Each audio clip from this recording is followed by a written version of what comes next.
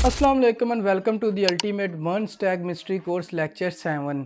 आज की इस वीडियो से हम अपने CSS के सफ़र का आगाज़ करेंगे और मैं आपको बताऊंगा कि CSS क्यों इम्पॉर्टेंट है, कौन से ऐसे मेन 3 तरीके हैं जिनसे हम CSS को अपनी HTML की फ़ाइल से लिंक कर सकते हैं। इस लेक्चर के एंड तक आप CSS के फंडामेंटल कॉन्सेप्ट को अच्छी तरह से समझ जाएंगे और अपनी वेब पेजेस में CSS को ऐड करके उन्हें अच्छे से स्टाइल कर सकेंगे। अगर आप भी मेरी तरह CSS को स्टार्ट करने के लिए एक्साइटेड हैं तो अभी वीडियो को लाइक करें और नीचे कमेंट करें I am excited to start. चलें शुरू करते हैं।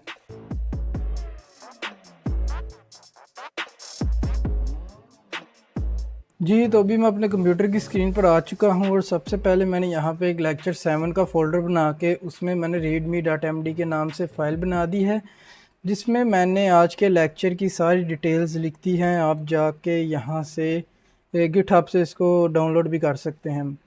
तो सबसे पहले हम बात करेंगे कि आज हम मेनली 3 चीज़ों के बारे में बात करेंगे। What is CSS, basic syntax and structure of CSS और इंक्लूडिंग CSS इन HTML।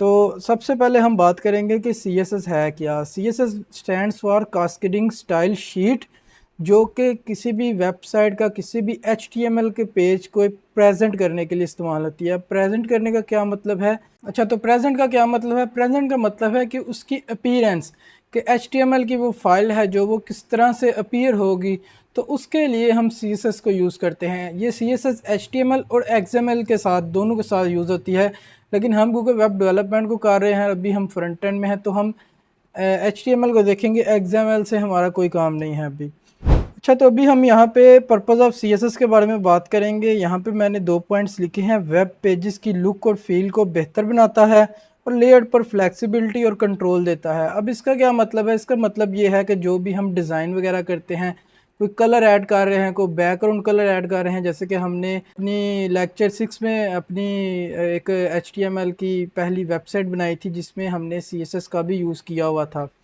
तो उसमें आपने देखा था कि जो कलर्स वगैरह ऐड हो रहे थे, जो बैकग्राउंड कलर्स थे, वो चीज़ इसके पहले पॉइंट को डिफ़ाइन करती है कि वेब पेजेस की लुक और फील को बेहतर बनाता है। तो जो दूसरी बात है, लेआउट पर फ्लेक्सिबिलिटी और कंट्रोल देता है। तो ये किस तरह से है, इसका एग्जांपल भी हम उसी वेबसाइट से लेंगे जो हमने लेक्चर 6 में बनाई थी, जहाँ पे हमने कुछ बॉक्सेस को विड्थ वगैरह दी थी और एक ही रो में 2 बॉक्सेस लाए थे रिसोर्सेज के सेक्शन में। तो वो चीज़ इसको डिफ़ाइन करती है कि लेआउट पर, उसके स्ट्रक्चर पर, के किसी भी वेबसाइट का कौन से सेक्शन कितनी विड्थ लेगा, कितनी हाइट लेगा। तो उन सारी चीज़ों को भी हम CSS से कंट्रोल कर सकते हैं। ये बेसिकली इसका मतलब है। तो इसके बाद हम आते हैं बेसिक सिंटैक्स एंड स्ट्रक्चर। तो CSS syntax, CSS rule consist of selector and declaration block. अब इसका क्या मतलब है? इसका मतलब है ये मैंने यहाँ पे लिखा हुआ है। मैं थोड़ा सा जूम कर लेता हूँ इन केस अगर आपको नज़र नहीं आ रहा। तो सबसे पहले CSS को लिखने के लिए हम सिलेक्टर का यूज़ करते हैं। ये हमारे पास ये सिलेक्टर। उसके बाद हम ये ब्रेसिस यूज़ करते हैं, करली ब्रेसिस, और उस करली ब्रेसिस के अंदर हम प्रॉपर्टी लिखते हैं। प्रॉपर्टी के बाद हम कॉलन लिखते हैं, कॉलन के बाद वैल्यू, और वैल्यू के बाद हम सेमी कॉलन लिखते हैं। तो अब ये सिलेक्टर, ये प्रॉपर्टी, ये सब कुछ क्या है मैं आपको बताता हूँ। सिलेक्टर का मतलब है identifies which HTML elements to style. इसका क्या मतलब है मैं आपको बताता हूँ। इसका मतलब ये है कि HTML के कौन से एलिमेंट को आप स्टाइल करना चाहते हैं। आप किसी डिव को स्टाइल करना चाहते हैं, आप किसी इमेज को स्टाइल करना चाहते हैं, आप किसी टेक्स्ट को कलर देना चाहते हैं, आप किसी हेडिंग को, पैराग्राफ को, किसी पी टैग को, या किसी भी इमेज को, वीडियो को, किस चीज़ को आप स्टाइल करना चाहते हैं। कोई नेव बार को स्टाइल करना चाहते हैं, नेव बार के अंदर लिंक है उसको स्टाइल करना चाहते हैं। तो जिस भी चीज़ को आप स्टाइल करना चाहते हैं, ज़ाहिर सी बात है इस कंप्यूटर को तो नहीं पता आप किस चीज़ को स्टाइल करना चाहते हैं। ये तो सिर्फ आपको पता है या मुझे पता है। अगर मैं एज अ डेवलपर, हम वेबसाइट बना रहे हैं, तो सबसे पहले हम देखेंगे कि हमने किस चीज़ को स्टाइल करना है। तो हमें अब समझ आ गई कि हमने एक पी टैग लिखा है, पी टैग के अंदर हमने कुछ कंटेंट लिखा है। अब मैं चाहता हूँ उसका कलर हो जाए रेड, तो क्या करना पड़ेगा? मुझे पी टैग को स्टाइल करना पड़ेगा। तो यहाँ पे सिलेक्टर पे हमारा आ जाएगा पी टैग। ये मैंने पी लिख दिया यहाँ पे क्योंकि पैराग्राफ टैग पी टैग ही होता है। तो इसके बाद हमारे पास ये आएंगे करली ब्रेसेस, ये तो है इसका सिंटैक्स, तो ये तो लाजमी है क्योंकि इसको लिखने का यही वे है, प्रॉपर वे। तो उसके बाद हमारे पास है प्रॉपर्टी। प्रॉपर्टी क्या है? प्रॉपर्टी का मतलब है कि हम क्या करना चाहते हैं उसके साथ। मीन्स के अगर हमने, जैसे कि मैंने बात की कि हम पैराग्राफ को कलर लगाना चाहते हैं, तो यहाँ पे जो कलर है, जो कलर हम लगाना चाहते हैं वो है हमारी प्रॉपर्टी। मैं आपको थोड़ा सा डिटेल में बताता हूँ। मीन्स के अगर हम पैराग्राफ का बैकग्राउंड कलर लगाना चाहते हैं, हम चाहते हैं कि उसके बैकग्राउंड पे एक कलर आए, टेक्स्ट का कलर ना चेंज हो, टेक्स्ट के बैकग्राउंड में एक कलर आए, तो उसके लिए हमारी प्रॉपर्टी क्या होगी? Background colour. तो अगर हम चाहते हैं कि उसके ऊपर एक बॉर्डर आए, तो उसमें हमारी प्रॉपर्टी क्या होगी? बॉर्डर। तो ये चीज़ बेसिकली प्रॉपर्टी है। यहाँ पे मैंने इसकी डेफिनेशन भी लिखी है। Property the aspect of the element to style, for example colour, font size. तो अगर हम उसका फॉन्ट साइज़ बड़ा करना चाहते हैं तो वो फॉन्ट साइज़ हमारी प्रॉपर्टी है। जो भी हम करना चाहते हैं किसी भी टैग या एलिमेंट के साथ, वो हमारी प्रॉपर्टी है। इसके बाद हमारी बारी आ जाती है वैल्यू की। ये जो हमारी वैल्यू, तो यहाँ पे मैं लिख लेता हूँ, मैं लेट्स सपोज चाहता हूँ मैं उसको कलर देना चाहता हूँ, तो मैं यहाँ पे कलर कर लेता हूँ।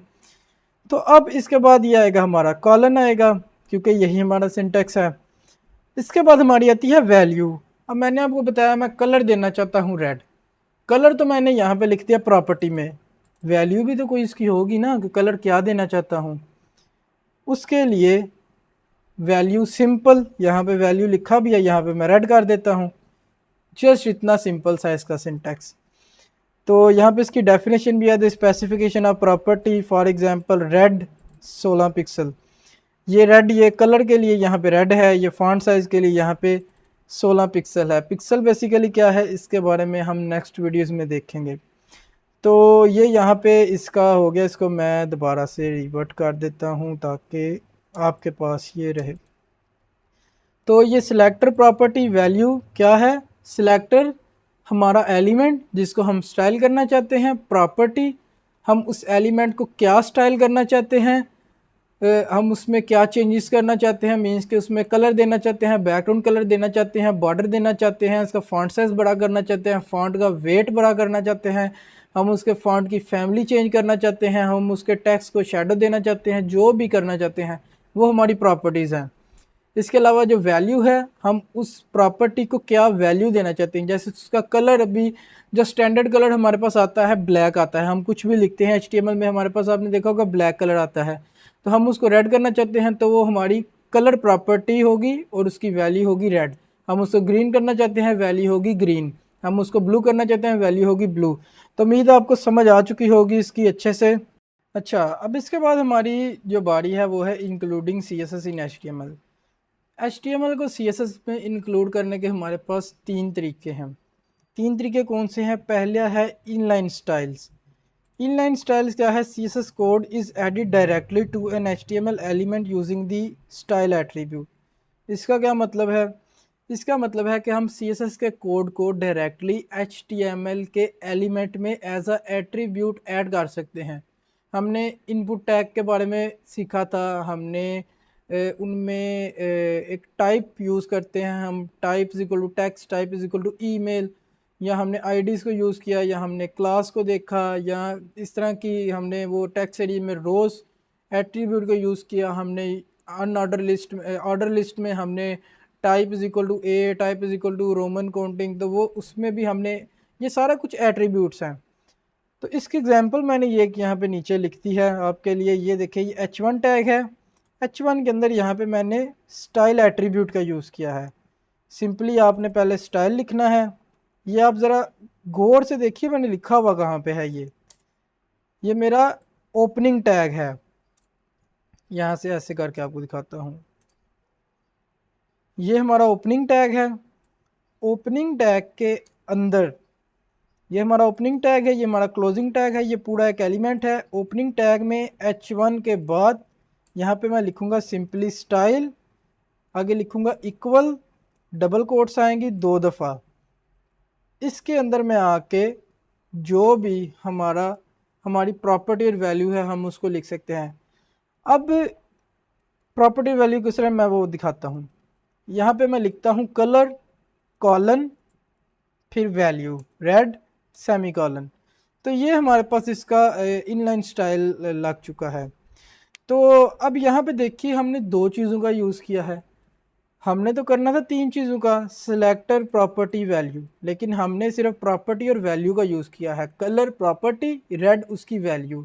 सिलेक्टर का यूज़ क्यों नहीं किया? क्योंकि हम ऑलरेडी इनलाइन है, मतलब कि जिस एलिमेंट में हम ये एट्रीब्यूट यूज़ करके स्टाइल का उसको लिख रहे हैं तो ये उसी एलिमेंट पे काम करेगा।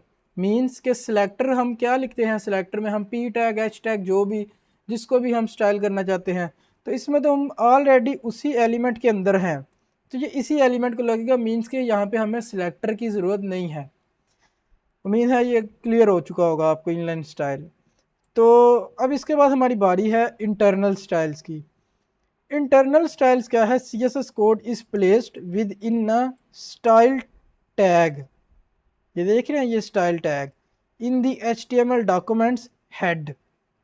हेड के अंदर हेड टैग जो हमारे होते हैं एच टी एम एल में, जिसके अंदर हमने कल लिंक भी किया था सी एस एस की फ़ाइल को अपने लेक्चर 6 में, जहां हमने अपनी पहली एच टी एम एल की वेबसाइट बनाई थी। अगर आपने वो वीडियो नहीं देखी तो आप उस वीडियो को भी ज़रूर चेक करें। वहाँ पे आपको डिटेल में सारे स्ट्रक्चर की समझ आएगी कि वेबसाइट का स्ट्रक्चर क्या है। तो बैक टू द टॉपिक, तो यहाँ पे स्टाइल टैग का हम यूज़ करते हैं हेड टैग के अंदर इस तरह से। ये एग्जांपल है इसकी। तो मैंने डिटेल्स में आपके लिए नोट्स प्रिपेयर कर रहा हूँ डेली लेक्चर्स के लिए। तो ये readme.md की फ़ाइल में ये आपको सारी डिटेल मिल जाएगी। ये आपको गिटहब पे मिलेगी, तो आप इसको डाउनलोड करें और वहाँ से जाके आप इजीली यहाँ से देख सकते हैं। सब कुछ मैंने डिटेल में लिख दिया है। तो स्टाइल टैग का हम यूज़ करते हैं हेड टैग के अंदर। ये हेड टैग, ये स्टाइल टैग।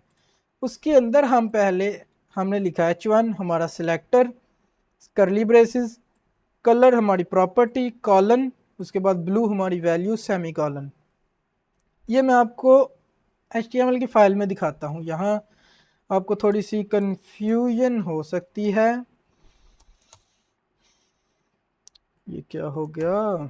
अच्छा, ये हमारा बॉयलर प्लेट कोड है, इसको हम बॉयलर प्लेट कोड कहते हैं HTML का। तो ये हमारे पास हेड टैग है।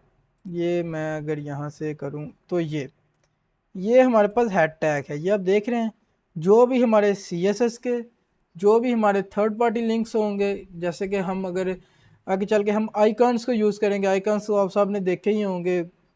तो आइकॉन्स को अगर हम वेबसाइट में यूज़ करते हैं उसके लिए हमें थर्ड पार्टी कुछ लाइब्रेरीज हैं उनको लिंक करना पड़ेगा।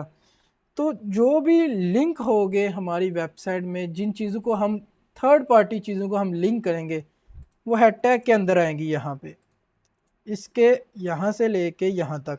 इसके अलावा यहाँ पे हमारे एसईओ के रिलेटेड भी कुछ टैग्स आते हैं, मेटा डिस्क्रिप्शन वगैरह। तो अभी वो हमारे टॉपिक का हिस्सा नहीं है, हम उनको ऑलरेडी डिस्कस कर चुके हैं। तो जो लाइब्रेरीज हैं उनके बारे में हम आने वाले लेक्चर्स में देखेंगे, वो अभी ज़रूरी नहीं। तो ये आप देखिए, अब यहाँ पे अगर मैंने ये इंटरनल स्टाइल शीट बनानी है तो उसके लिए मैं यहाँ पे लिखूँगा स्टाइल टैग। स्टाइल टैग मैंने लिख लिया। अब इसके अंदर यहाँ पे मैं लिख लेता हूँ अपने, सबसे पहले तो मैं सिलेक्टर लिखूँगा। सिलेक्टर लिखने के लिए यहाँ पे मैं कुछ बना लेता हूँ। मैं h1 बनाता हूँ, यहाँ से मैं गो लाइव कर लेता हूँ। तो h1 में मैं लिखता हूँ दिस इज़ हेडिंग 1 और ये आ गया। यहाँ पे मैंने स्टाइल टैग बना लिया है। स्टाइल टैग के अंदर सबसे पहले मैंने क्या करना है, सिलेक्टर को लिखना है कि मैं किस चीज़ को टारगेट करना चाह रहा हूँ। सिलेक्टर है हमारे पास h1 आ गया। उसके बाद मैंने करली ब्रेसेस लगाई, एंटर प्रेस किया। इसके अंदर मैंने क्या करना है, मैंने अपनी देनी है प्रॉपर्टी कि मैं करना क्या चाहता हूँ। यहाँ पे मैं क्या चाहता हूँ, हम चाहते हैं यहाँ पे कलर लगाना। उसके लिए हम लिखेंगे कलर। अब इसमें ना CSS में हम कलर के स्पेलिंग COLOR ही यूज़ करते हैं, COLOUR यूज़ नहीं करते। तो ये आपने बहुत ध्यान रखना है। तो यहाँ से हम सिंपली कलर लिखेंगे। मैं एंटर प्रेस करूँगा तो सेमी कॉलन और सेमी कॉलन आ गया है और इसके अंदर मेरा कर्सर है। तो यहाँ पे ये मेरे पास ऑप्शन आ रहे हैं, यहाँ पे मैं लगा देता हूँ रेड। तो ये रेड क्या है, ये हमारी वैल्यू है। तो ये हमारे पास लग चुका है कलर। तो देखा आपने कितना इजी है, कितना इजी है इसको करना। तो उम्मीद है आपको इसकी भी समझ आ गई है। अब इसको मैं एक और चीज़ आपको बताता हूँ, स्टाइल टैग को आप हेड टैग के अंदर भी रख सकते हैं और स्टाइल टैग को आप हेड से बाहर भी रख सकते हैं, यहाँ पे हेड और बॉडी के दरमियान में, तो फिर भी ये प्रॉपरली वर्क करेगा। इसके बाद हमारी बारी है एक्सटर्नल स्टाइल शीट की। तो एक्सटर्नल स्टाइल्स क्या हैं, C S S code is written in a separate file which with a dot C S S extension and linked to H T M L document. Lecture 6 पे चलते हैं फिर से। Lecture 6 में हमने एच टी एम एल की H T M L की website बनाई थी, जिसमें मैंने आपको गिटहब पे एक फ़ाइल दी थी styles dot C S S के नाम से, जिसको लिंक करके हमने HTML में तो सिर्फ HTML का कोड लिखा था और हमारी वेबसाइट काफ़ी अच्छे से लेआउट भी उसका बन रहा था, स्ट्रक्चर भी थी, कलरिंग भी थी, बैकग्राउंड कलर्स भी थे। वो जो फाइल आपने अटैच की थी इसके साथ, वही है ये एक्सटर्नल स्टाइल शीट। तो एक्सटर्नल स्टाइल शीट मैं आपको बताता हूँ किस तरह से उसको बनाना है, किस तरह से उसको यूज़ करना है। जैसे हम HTML की फ़ाइल बनाते हैं, जस्ट सिंपल यहाँ क्लिक करेंगे। स्टाइल की जो हमारी पहली फ़ाइल होती है उसका हम नाम रखते हैं style dot C S S. जो मैंने आपको फ़ाइल दी थी उसमें मिस्टेकनली स्टाइल्स नाम हो गया था उसका, लेकिन हम इसमें style dot C S S लिखेंगे। डॉट सी एस एस क्या है, dot C S S extension है। एक बात याद रखिएगा, हमने वेब डेवलपमेंट में, ऐप डेवलपमेंट में, किसी भी फील्ड में जाना है, गेम डेवलपमेंट में जाना है, तो जो भी हम फाइल बना रहे होंगे, अगर पाइथन है तो उसमें हमारे पास P Y dot P Y extension होगी उसके लास्ट पे। एच टी एम एल है dot H T M L, C S S है dot C S S, JavaScript है डॉट जे एस, रिएक्ट है तो डॉट उसमें भी डॉट जे एस आएगा, टाइप स्क्रिप्ट है डॉट टी एस आएगा, पी एच पी है डॉट पी एच पी आएगा, नोड है तो डॉट जे एस आएगा उसमें भी, क्योंकि नोड भी जावास्क्रिप्ट बेस्ड है, एक्सप्रेस है तो उसमें भी डॉट जे एस आएगा। अगर आप रिएक्ट को वीट के साथ यूज़ करते हैं तो डॉट जे एस एक्स आएगा। बहुत ज़्यादा आप को अभी सोचने की ज़रूरत नहीं है, मैंने क्योंकि सब चीज़ों पे काम किया हुआ है, मुझे अल्हम्दुलिल्लाह सब का याद है। और ये कोई भी इतनी मुश्किल चीज़ नहीं है, बिल्कुल छोटी सी चीज़ है यार, ये याद रखना कौन सा बड़ा काम है, जस्ट सिंपल। अच्छा, तो ये हमारी सी एस एस की फ़ाइल यहाँ पे बन चुकी है और यहाँ पे इसको मैंने एच टी एम एल से लिंक करना है, क्योंकि ये बेसिकली हमारी एक्सटर्नल स्टाइल शीट है।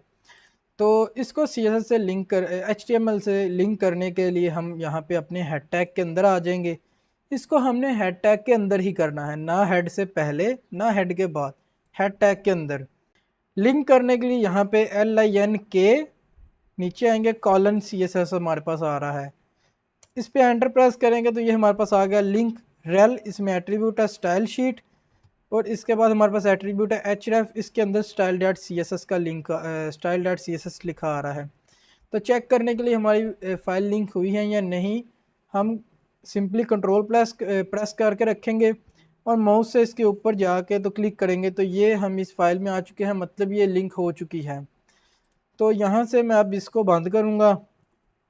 अब मैं अपने H1 को स्टाइल करना चाहता हूँ, अगर मैं अभी आपको दिखाऊँ तो ये ख़त्म हो चुका है। अब यहाँ पे गेन सेम प्रोसेस है, पहले हम सिलेक्टर को लिखेंगे जो कि H1 है, उसके बाद करली ब्रेसेस, फिर हमारी प्रॉपर्टी जो है कलर, कलर के बाद कॉलन, कॉलन के बाद एंड पे सेमी कॉलन, उसके अंदर हम अपनी वैल्यू को लिखेंगे। वैल्यू मैं यहाँ पे दे देता हूँ येलो ग्रीन। तो ये देखें लग गई हमारी CSS। इतना सा काम है CSS को यूज़ करने के लिए। एक्सटर्नल स्टाइल शीट इस तरह से वर्क करती है। ये इसका मैंने यहाँ भी लिखा हुआ है हेड टैग के अंदर, इस तरह से आपने इसको लिंक करना है। ये type is equal to text slash CSS, doesn't matter आप यूज़ करें ना करें यार, एक ही बात है। मैं दोनों आपको यहाँ दे देता हूँ ताकि आपको बिल्कुल भी कंफ्यूजन ना रहे। तो यहाँ लिख भी देता हूँ यू कैन यूज़ बोथ, यहाँ बोथ वर्क सेम। तो ये आप देख रहे हैं यहाँ पे ये style dot C S S, और इसको यार ख़त्म कर देते हैं यहाँ से। तो जस्ट इतना सा सिंपल सा काम था CSS को यूज़ करने के लिए। तो दोबारा से रिकैप करते हैं। आज की इस वीडियो में हमने सबसे पहले देखा कि व्हाट इज़ CSS और उसकी डेफिनेशन को देखा, उसके पर्पस को समझा। उसके बाद हम आ गए दूसरे नंबर पे बेसिक सिंटैक्स और स्ट्रक्चर की तरफ। CSS का बेसिक सिंटैक्स और स्ट्रक्चर क्या है, जिसमें मैंने आपको सेलेक्टर, प्रॉपर्टी, वैल्यू और सिंटैक्स उसका क्या है, उसमें सेमी कॉलन, कॉलन, करली ब्रेसेस कहाँ पे आनी है, वो सारा कुछ के बारे में बताया। उसके बाद हमने तीसरे नंबर पे देखा कि इंक्लूडिंग CSS इन HTML, जिसमें हमने 3 मेजर तरीके देखे CSS को अपनी HTML में ऐड करने के, जिसमें हमने सबसे पहले इनलाइन स्टाइल देखा, उसके बाद हमने इंटरनल स्टाइल शीट देखी, उसके बाद हमने एक्सटर्नल स्टाइल शीट देखी।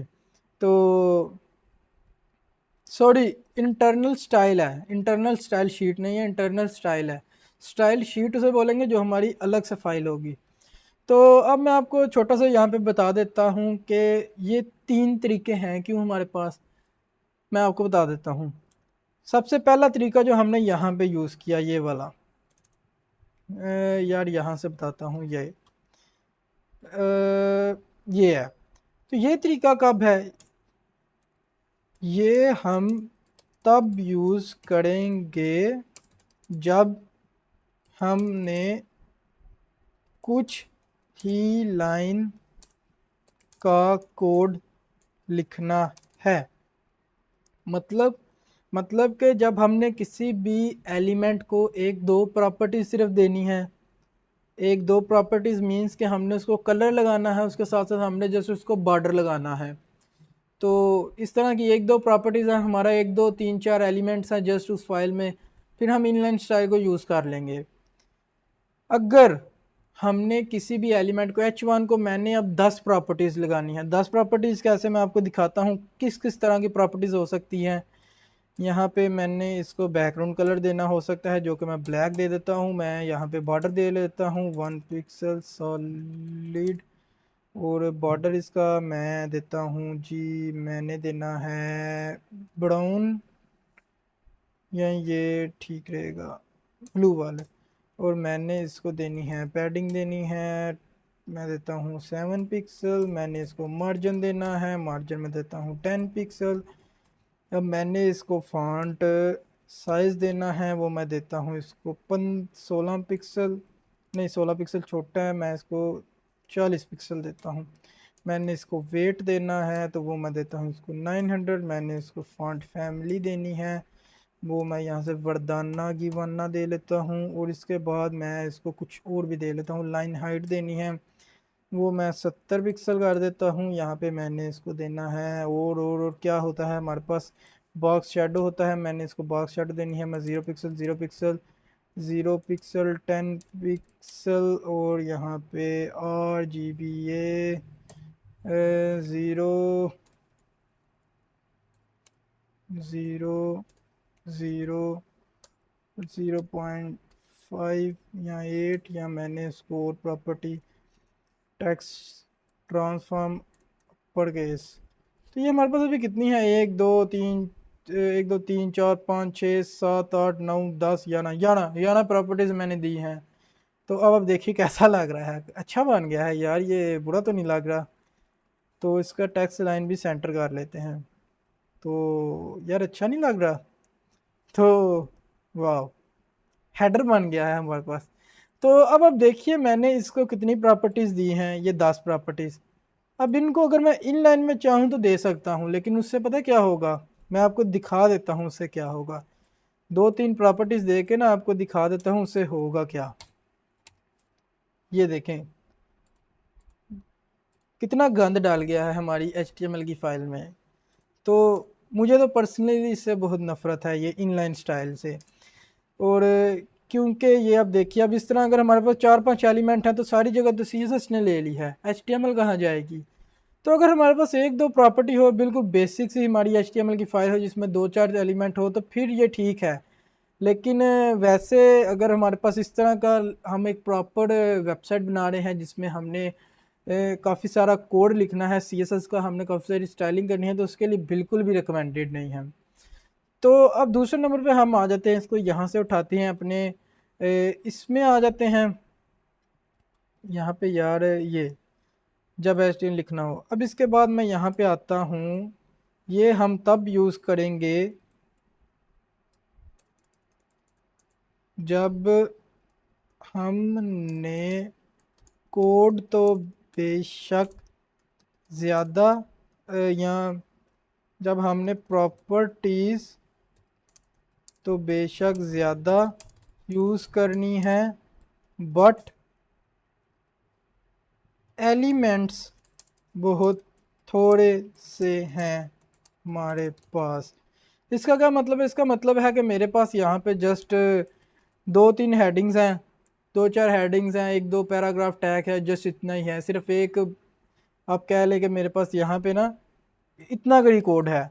तब इन सब को स्टाइल करने के लिए यार क्या मैं एक अलग फाइल बनाऊँ और सब के झंझट में पढूँ। तो मैं यहाँ पे सिंपली यहाँ से उठा के अपने कोड को यहाँ ला के H1 के अंदर यहाँ पेस्ट कर दूंगा। तो इस तरह से हम यहाँ पे थोड़ा सा कोड लिख के तो यहीं से काम चला लेंगे, क्योंकि मेरे पास यहाँ पे थोड़ा सा काम है, ये सारे H1 है। तो ये देखें, तो मैं नहीं चाहूँगा कि यार मैं एक अलग फाइल के जनरेट में पढूँ, तब भी ये ठीक है। लेकिन अगर हमारे पास पूरी एक HTML की वेबसाइट है जैसे हमने लेक्चर 6 में बनाई थी, तो उसके लिए आपको HTML CSS की एक्सटर्नल स्टाइल शीट यूज़ करनी होगी। और इसका एक और बेनिफिट ये है कि जब आप मल्टीपल पेजेस बनाएंगे अपनी वेबसाइट में, तो एक ही HTML की फ़ाइल को आप सबके एक ही CSS की फ़ाइल को आप सबके सब HTML फाइल्स में लिंक कर सकते हैं, जिससे आप एक ही CSS की फ़ाइल में अपने सारे पेजेस को स्टाइल कर सकते हैं। तो उम्मीद है आपको समझ आई होगी। मैंने आपको डिटेल में CSS के बारे में समझा दिया है, CSS का पर्पज़, उसकी डेफिनेशन, उसके स्ट्रक्चर और सिंटैक्स, उसकी 3 मेन टाइप्स, और जिससे हम CSS को ऐड कर सकते हैं HTML में, और उनको कब कब और कहाँ कहाँ यूज़ करना चाहिए। उम्मीद है आपको वीडियो की समझ आई होगी। अगर आपको ये कोर्स अच्छा लग रहा है तो वीडियो को ज़रूर लाइक करें, कोर्स के बारे में कमेंट करें कि आपको ये कोर्स कैसा लग रहा है, और आपसे मुलाकात होगी नेक्स्ट वीडियो में। तब तक के लिए अल्लाह हाफ़िज़।